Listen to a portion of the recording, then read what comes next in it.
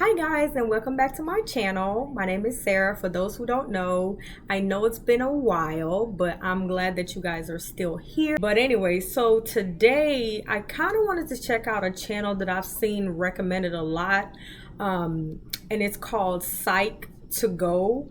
I've seen a lot of the titles. It looks, pretty interesting, and it's related to kind of, what we talk about on this channel. Quick disclaimer: I don't know, who works on that channel, or what type of credentials they have or anything like that. So I'm just take everything with a grain of salt. I'm just going to check it out and see kind of what we find out. You never know, we might learn something, and I hope we do actually. So all right, let's get right to it.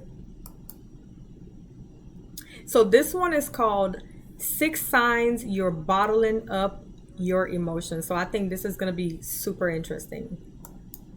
Hey Psych2Goers! Thank you so much for the ongoing love and support you've given us. Psych2Go's mission is to make psychology and mental health more accessible to everyone, and you help us do that. Now, let's start the video. Have you ever put dry ice in a bottle? As the CO2 turns into gas, the bottle gradually expands with pressure, until with a sudden pop, the bottle explodes. And bottling... Oh, okay. I like that visual. I like that metaphor. That makes sense. I see where you're going with this. Dry ice is exactly like bottling up your emotions. There's a time limit before the metaphorical bottle explodes. Ooh. And it can be hard to release the pressure. The first step in properly processing your emotions is to recognize that you're closing yourself off from them. So, here are 6 signs you're bottling up your emotions. 1. You rarely yell or cry, but you can erupt over small issues. Ooh, now that's a fact. It's always funny to me sometimes when people say, "Oh, I'm an easygoing person. I'm very laid back. Oh, I never, oh, I don't get mad." And it's like, okay, first of all, slow your roll. Second of all, we're human, okay?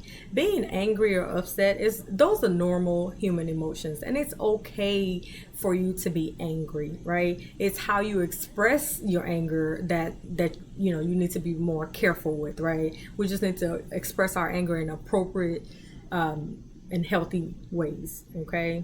But it's okay to be angry, I promise you. Let's say your partner drops a cup and breaks it while washing the dishes, and you suddenly feel your blood boiling with this overwhelming anger. Your outburst over this relatively minor issue can be a sign of deeper, more suppressed troubles in your relationship or personal life. In a study by the University of Texas, researchers had one group of subjects watch horrifyingly disgusting film scenes while suppressing any reaction or emotion they felt. Afterwards, the first group was significantly more aggressive than the second group of subjects who were allowed to express themselves. The study, published in Social Psychological and Personality Science, shows how bottling up your emotions can actually make them more powerful. 2. You distract yourself whenever you start to feel uneasy. That makes more sense, right? So basically, it's just going to get it's your emotions or the anger or whatever whatever emotion you're trying not to feel or to express, it's only going to grow and get bigger, right? So rather than just kind of dealing with things little by little as they come up, you're just storing compressing until eventually you're creating a monster. It's going to erupt, right? And it's going to so something small can easily grow and get out of hand. Do you find yourself mindlessly scrolling through Instagram or guilty binge watching hours of The Good Place? The telltale sign of suppressing your emotions is avoidance. You engage in self-destructive behaviors like drinking or smoking. You try to escape by watching TV, playing video games, or even oversleeping in order to avoid thinking about how you feel. Now, this is a good one, right? Because again, we have to be careful with what we are consuming, right? Mindlessly scrolling through any social media platform is not a good look.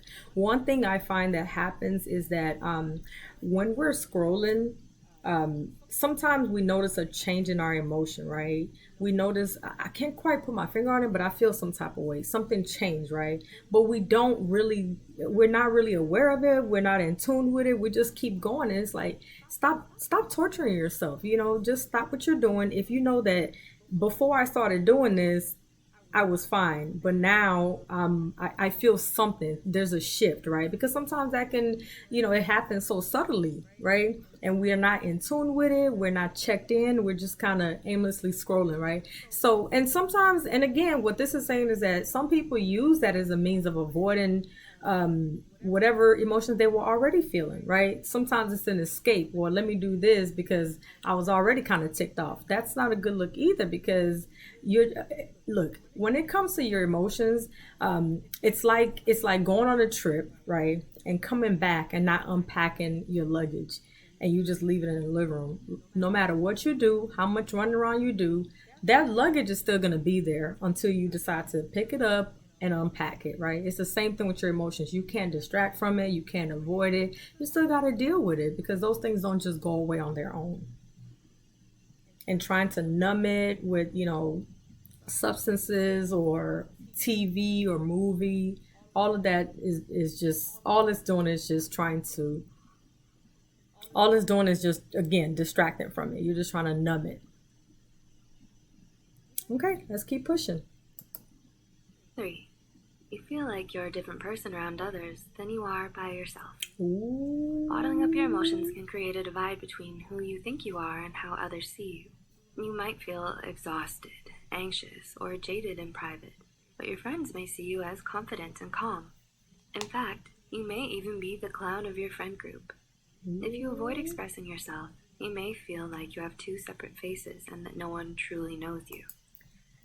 Talk about exhausting. That's got to be exhausting, right? You don't have to put on in front of anybody, right? Because again, just keep in mind, we are all human, right? Humans feel emotions. Humans are allowed to express those emotions, right?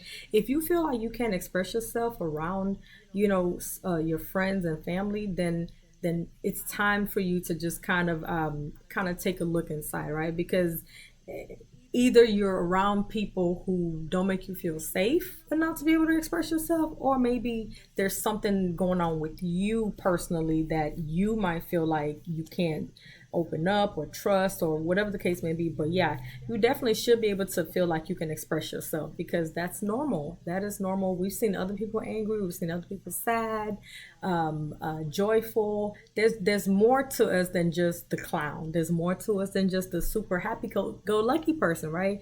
If we all have good days, we all have bad days. So yeah, there's all of those parts should make up your one whole. You shouldn't have to, let this crowd see you one way and this crowd see you a different way, if that makes sense. Because that's got to be exhausting. It's like you're playing different roles.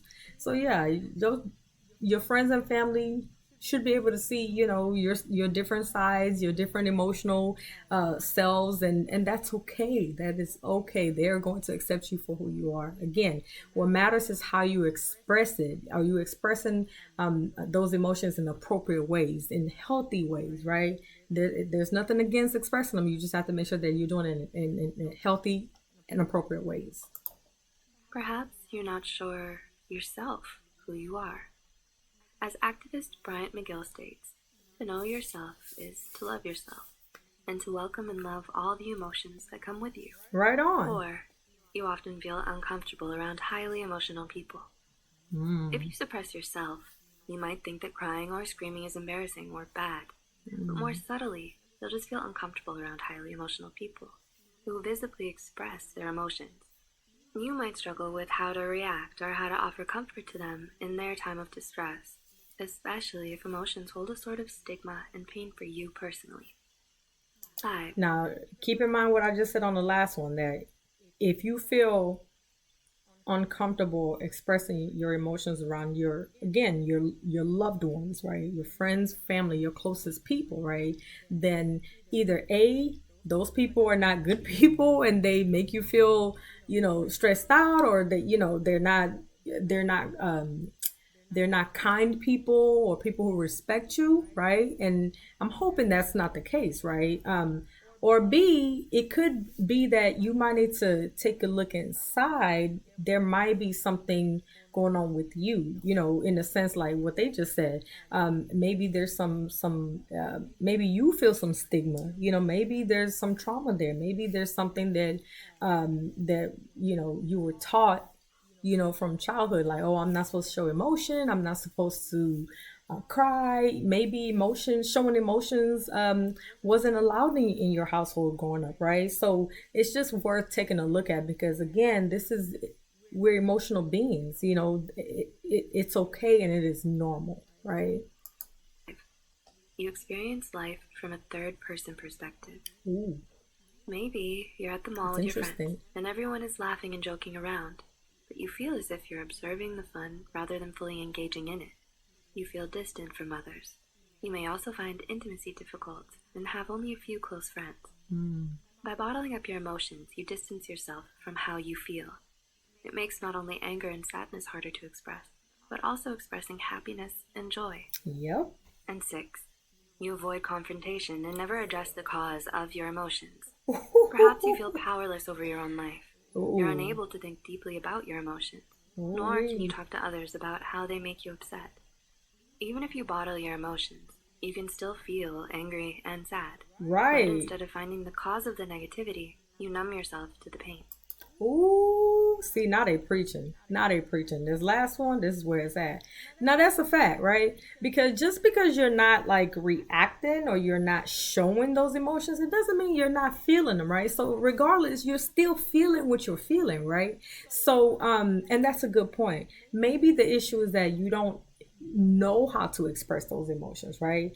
And that's okay. That is okay, right? You can talk to a friend. You can, reach out and talk to a counselor. It could just be, sharpening up your communication skills, right? It could be like in a sense of confrontation. It could just be just learning how to engage in healthy confrontation or healthy communication.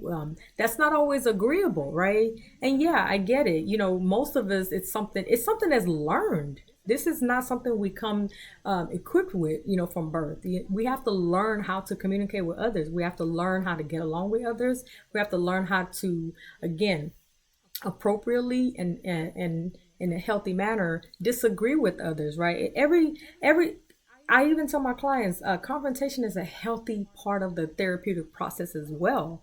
Yeah, I'm gonna call you out on some stuff, right? And I open it up to my clients to call me out on some stuff. Like, for example, it could be something as simple as, you know what, maybe I didn't grasp what you were trying to tell me. Maybe what I heard is not what you were actually trying to convey or communicate, right? Tell me about it, right? Nudge me and say, no, no, no, no, no, that's not it. It's okay to say, nope, that you got it wrong, right? And then to just, reiterate or reclarify, what you meant, right? So it could be just as simple as something like that. It could be, calling somebody out on their BS, right? It could be, and again, we hold each other accountable, right? Confrontation is a healthy thing as well. We're not talking about physical confrontation. We're not talking about cursing people out. We're not talking about engaging in abuse, emotionally abusive or physically abusive behavior patterns, nothing like that. But it's just about, healthy, normal, healthy and appropriate communication, right? Because that's the best way to express our emotions. Everything's not always going to be happy go lucky, but just like they said, if you find yourself bottling up your emotions, your negative emotions, eventually you will feel incapable of expressing even happy and joyful and positive emotions as well. You fear any sort of confrontation and you avoid your emotions just like you avoid emotional people. Psychologist Perpetua Neo explains that emotions shouldn't be so fear-inducing. They exist for a reason. In fact, she calls them our first intel in a war, because they're often a sign that something is wrong and needs fixing. There you go. You can learn to let in your emotions and use them to identify changes that need to be made in your life. So, did you recognize any of these signs in yourself and how you connect with others? Right If you on. enjoyed watching this video, give us a thumbs up and share it with someone who might find it helpful. I sure will. I sure will. I think I will. Right on. All right, guys. Let me know what you guys thought of that. I actually enjoyed that. I might check out more of those videos. Let me know if you want me to check out more of those videos and those types of topics because I do think it's digestible, it's relatable, and it makes sense, right? So let me know what you guys thought about this. Let me know what else you want me to talk about. Let me know what you guys have been up to since I've been away for a little bit, and I am super excited because we have a lot to catch up on. I am going to try to be more consistent and post at least once a week. Bear with me, be patient with me. I'm trying to just ease my way back in. Do have a lot going on, but I'm trying to get this done because I do think these are important conversations and information to share. And I still plan to do a video on boundaries. How to set boundaries. What does that look like? Why do we have them? I do plan on doing a video on cognitive distortions.